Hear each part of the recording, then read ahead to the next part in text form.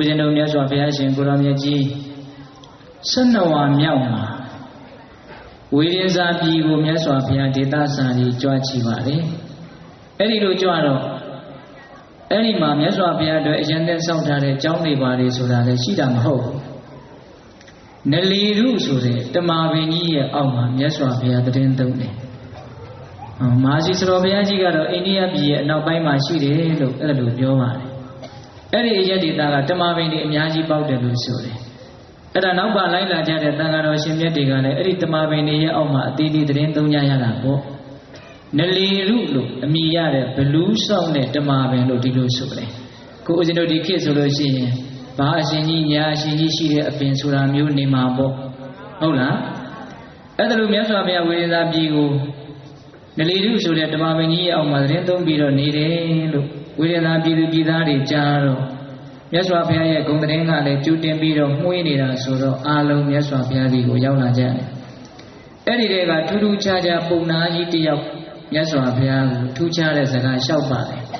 အဲ့ဒီပုံနာကိုဦးဇင်းတို့ကျမ်းဂန်တွေကဝေရင်စာပုံနာလို့ဒီလိုပဲနာမည်ပေးထားပါတယ်သူ့အမိဖေမှဲ့ထားတဲ့နာမည်ကတော့ဘာရင်မသိအဲ့ဒီဝေရင်စာပုံနာကြီးကမြတ်စွာဘုရားကိုမြတ်စွာဘုရားစီရောက်တော့ရှိခိုးဥချမြတ်စွာဘုရားနဲ့အလ္လာဟ်တန်လာပါနဲ့ပြောပြီးတော့မြတ်စွာဘုရားကိုအာမနာနိုင်မှုဗျာတဲ့တဲ့ကြီးသူကလျှောက်တယ်ရှင်ဘုရားတဲ့တပည့်တော်ကြားဘူးတဲ့ယဟန်ဂေါရမဆိုတဲ့ပုဂ္ဂိုလ်ဟာကိုယ့်ထက်အသက်အားဖြင့်ဝါအားဖြင့်ကြီးတဲ့ပုဂ္ဂိုလ်တွေကြီးရင်ကြတဲ့ပုဂ္ဂိုလ်တွေအရွယ်ကြီးတဲ့ပုဂ္ဂိုလ်တွေနဲ့တွေ့တော့လည်းပဲခရီးဥကြိုဆိုခြင်းနေရာထိုင်ခင်းပေးခြင်းအဲ့ဒါလိုအစရှိတဲ့ရိုသေသမှုပြုလုပ်တာမရှိဘူးလို့တပည့်တော်ကြားဘူးတဲ့အခုကြားဘူးတဲ့အတိုင်းမှန်နေပါလားဒါမသိတော့ပါဘူးတဲ့ကိုယ့်တဲ့အသက်ကြီးတဲ့ပုဂ္ဂိုလ်အရွယ်ကြီးရင်တဲ့ပုဂ္ဂိုလ်တွေကိုတွေ့ရင်အယိုသေးပေးတဲ့နဲ့ခရီးဥကြိုဆိုတဲ့နဲ့နေရာထိုင်ခင်းပေးတဲ့နဲ့မဟုတ်လားတဲ့ကဲမြတ်စွာဘုရားကိုရှေ့ထားပြီးတော့အပြစ်ကိုရှေ့တင်ပြောတာနော်အဲ့ဒီလိုပြောတော့မြတ်စွာဘုရားကတခါကြီးဟောဒီလောကကြီးမှာငါဘုရားကခရီးဥကြိုဆိုရမယ့်လူနတ်ပြမငါဘုရားကနေရာထိုင်ခင်းပေးရမယ်အယုသေးပြုရမယ်လူတလူမှမမြင်ဘူးတကယ်လို့မြန်တစုံတယောက်သောပုဂ္ဂိုလ်ကိုငါဘုရားကအယုသေးပေးခဲ့မယ်နေရာထိုင်ခင်းပေးခဲ့မယ်ခရီးဥကြိုဆိုမိမယ်ဆိုရင်အဲ့ဒီတတ္တဝါအုတ်ခေါင်းတော်လေးပြက်ကြရ၏မြတ်စွာဘုရားရဲ့အမြဲတမ်းကြီးမားတဲ့ဂုဏ်တွေကြောင့်အယုသေးပေးခံရတဲ့တတ္တဝါဗါတဲ့တော့ခေါင်းတော်မှလည်းပြက်ကြရ၏အဲ့ဒီလိုပြောတော့ပုံနာကြီးကနည်းနည်းပူပြီးတော့စိတ်တူရင်တူမှာပေါ့ကြွားတယ်လို့လည်းထင်ရင်ထင်မှာပေါ့ဒါဥစဉ်စဉ်းစားမိတာပြောပြတာအဲ့ဒီတော့ဘာဆက်ပြီးတော့ပြောလို့သူစိတ်တူသွားပုံရတယ်အဲ့ဒါနဲ့ရဟန်းဂေါရမတဲ့သင်ဟာအရသာကင်းတဲ့လူပဲတဲ့သင်တဲ့စကားပြောတာဘာအရသာမှမရှိဘူး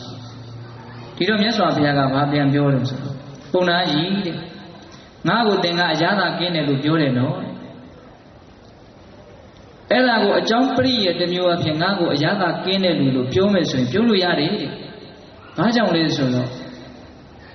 ကာမဂုဏ်ရဲ့အရသာခံစားခြင်းကင်းတဲ့အတွက်ကြောင့်ငါ့ကိုအရသာကင်းတဲ့လူလို့ပြောမယ်ဆိုရင်ပြောလို့ရတယ်။ဒါပေမဲ့သင်ဆိုလိုတဲ့အဓိပ္ပာယ်မျိုးနဲ့တော့ငါ့ကိုပြောလို့မရဘူး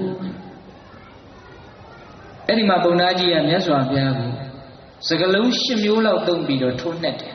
။အဲ့ဒီတည်းကဦးဇင်းတို့ပြောစရာကောင်းတာလေးကဘာလဲဆိုရဟန်းဂေါရမတဲ့သင်ဟာဖြည့်ဆည်းတတ်တဲ့လူပဲအဲ့ဒီလိုပြောတော့မြတ်စွာဘုရားကပုံနာကြီး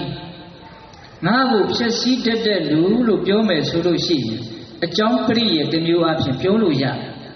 ဘာကြောင့်လဲဆိုတော့ငါဟာယာဂကိုဖြည့်ဆည်းပြီးပြီဆွလန်းမှုပေါ့နော်ငါဟာဒေါသကိုဖြည့်ဆည်းပြီးပြီငါဟာမောဟကိုဖြည့်ဆည်းပြီးပြီဒါကြောင့်ငါ့ကိုဖြည့်ဆည်းတတ်သူလို့ပြောမယ်ဆိုရင်ပြောလို့ရတယ်ဒါပေမဲ့သင်ဆိုလိုတဲ့ဖြည့်ဆည်းရေးသမားကြီးတော့ငါမဟုတ်ဘူးရဟန်းဂေါရမတဲ့သင်ဟာပူပန်စေတတ်တဲ့သူမှန်နေတဲ့ငါ့ကိုအကြောင်းပရိယေတစ်မျိုးအဖြစ်သင်ပြောမယ်ဆိုပြောလို့ရတယ်ငါဟာမကောင်းမှုတရားတွေຢာကဒေါသမောဟတွေကိုပူလောင်စေတတ်တဲ့သူဒါကြောင့်ငါ့ကိုပူလောင်စေတတ်သူလို့ပြောမယ်ဆိုပြောလို့ရတယ်ဒါပေမဲ့သင်ဆိုလိုတဲ့အဓိပ္ပာယ်မျိုးနဲ့တော့ငါ့ကိုပြောလို့မရဘူးယဟန်ဂေါရမသင်ဟာနတ်ပြည်ကိုမရောက်ထိုက်တဲ့သူဟာဒါလည်းမှန်တာပဲအကြောင်းပရိယေတစ်မျိုးနဲ့ပြောမယ်ဆိုရင်မှန်တယ် ငါဟာနတ်ပြည်တွေမကဘူးနောက်ဘေဘဝမှာထပ်ဖြစ်เสียအကြောင်းမရှိတော့ပုဏ္ဏဘဝတဖန်ထပ်ပြီးတော့ဖြစ်เสียမရှိတော့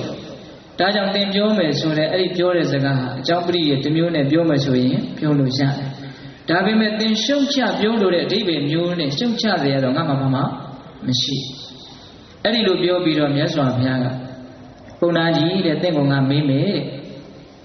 ကျမတကောင်ကကြက်ဥရှိဥကိုဥ10ဥဖြစ်စီဥထားတယ်ဆိုကြပါစို့တဲ့အဲ့ဒီကြက်ဥပုံကြီးပေါ်ကိုအဲ့ဒီကျမကတက်ပြီးတော့ဝတ်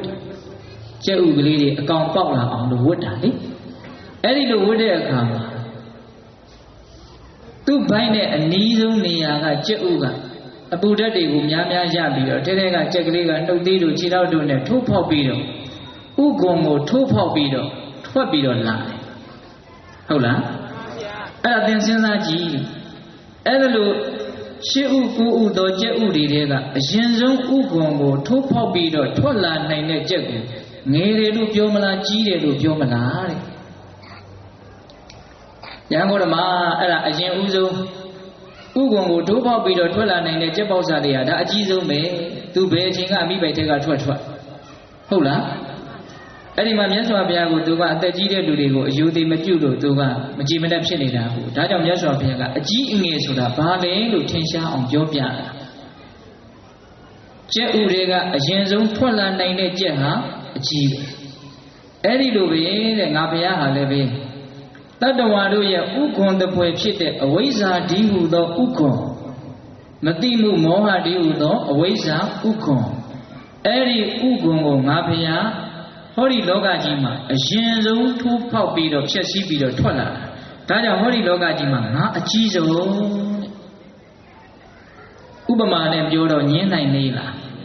မညင်းနိုင်ဘူးအဲ့ဒီမှာမြတ်စွာဘုရားကအကျေတဝန်ဟောပါတယ်ဘောဓိပင်နဲ့ရွှေပလင်မှာလေဟောငါပထမဉာဏ်ဥယမပုဝေဝိနိဝါဒနုတ္တိဉာဏ်ကိုရတယ်အဲ့ဒါပထမအဆင့်ဥက္ကုံကိုငါထိုးဖောက်တယ်တန်ကောင်ယမငါဒေဝစကုဉာဏ်ကိုရတယ်အဲ့ဒါဒုတိယအချိန်ငါဥက္ကုံကိုထိုးဖောက်တယ်မိုးတောက်ယမငါအတဝက္ခယဉာဏ်ကိုရပြီးတော့ဘုရားဆင်စစ်ဖြစ်တယ်အဲ့ဒီမှာငါအဝိဇ္ဇာဥက္ကုံကိုလုံးဝဖောက်ဖျက်ပြီးတော့ပြစ်လိုက်တယ်တဲ့ဒါကြောင့်ငါဟာလောကမှာ